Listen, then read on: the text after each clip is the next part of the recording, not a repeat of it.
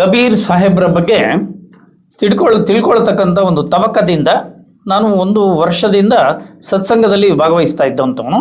ಈ ಮಧ್ಯೆ ಶಿವಾಜಿಯವರ ಪರಿಚಯ ಆಗಿ ಅವರು ಬಂದ ಮೇಲೆ ಈ ಒಂದು ಜ್ಞಾನಗಂಗಾ ಅಂತಕ್ಕಂಥ ಪುಸ್ತಕವನ್ನು ಕೊಟ್ಟಾಗ ಅದರ ಬುಲೆಟ್ ಪಾಯಿಂಟ್ಸ್ಗಳು ಏನು ಬರೆದಿದ್ದಾರೆ ಕಂಟೆಂಟ್ಸು ಅದರ ಕಡೆ ಗಮನ ಹರಿಸಿ ನೋಡಿದಾಗ ಒಂದೊಂದು ಇದರಲ್ಲೂ ಈ ಕಾಲನಿರ್ಣಯದ ಸಂಬಂಧಿಸಿದ ಸಬ್ಜೆಕ್ಟಲ್ಲಿ ಯಾರ್ಯಾರ ದೃಷ್ಟಿಕೋನದಲ್ಲಿ ಈ ಕಾಲನಿರ್ಣಯದ ಪ್ರಮಾಣ ಎಷ್ಟೆಷ್ಟಿದೆ ಅಂತಕ್ಕಂಥದ್ದನ್ನು ಹಾಕಿರೋದನ್ನು ನೋಡ್ಬಿಟ್ಟು ನನಗೆ ನಿಜಕ್ಕೂ ಕೂಡ ಒಂಥರ ಕುತೂಹಲ ಉಂಟಾಯಿತು.